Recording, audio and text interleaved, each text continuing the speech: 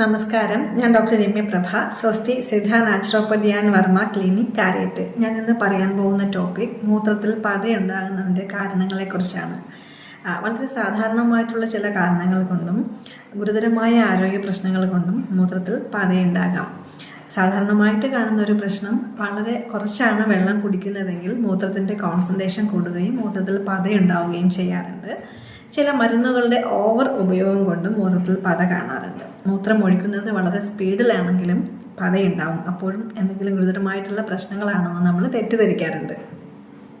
ഇത് കൂടാതെ കിഡ്നി സംബന്ധമായിട്ടുള്ള ബുദ്ധിമുട്ടുകളുള്ളപ്പോൾ, ലിവർ സംബന്ധിച്ചുള്ള ബുദ്ധിമുട്ടുകളുള്ളപ്പോഴും, പ്രോട്ടീൻ യൂറിനിൽ കൂടി ചോർന്നു പോകുമ്പോഴും, യൂറിനറി ട്രാക്ട് ഇൻഫെക്ഷൻ ഉള്ളപ്പോഴും, ഷുഗർ നിയന്ത്രണത്തിലല്ലാതെ വരുമ്പോഴും മൂത്രത്തിൽ പത കാണാറുണ്ട്.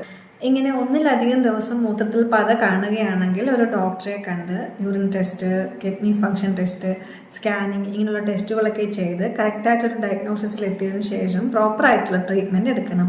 എന്നാൽ വീട്ടിൽ തന്നെ ചെയ്യാൻ പറ്റുന്ന കുറച്ച് മുൻകരുതലുകളാണ്: മതിയായ അളവിൽ വെള്ളം കുടിക്കുക, പ്രോപ്പറായിട്ടുള്ള ഡയറ്റും എക്സസൈസും ഫോളോ ചെയ്യുക, സ്ട്രെസ് നിയന്ത്രണത്തിൽ കൊണ്ടുവരിക, ഷുഗർ കൺട്രോൾ ചെയ്യുക, ആൽക്കഹോൾ, കഫീൻ ഇതിൻ്റെയൊക്കെ അമിത ഉപയോഗം കുറയ്ക്കുക, പ്രോട്ടീൻ അമിതമായി ഉപയോഗിക്കുന്നത് കുറയ്ക്കുക. ഇങ്ങനെയൊക്കെ ചെയ്താൽ തന്നെയും നമ്മുടെ കിഡ്നിയും ലിവറിനും ഒക്കെ ഒരു ഗുരുതരമായ പ്രശ്നങ്ങളിലേക്ക് കൊണ്ടുപോവാതെ നമുക്ക് നേരത്തെ തന്നെ പരിഹരിക്കാൻ സാധിക്കും.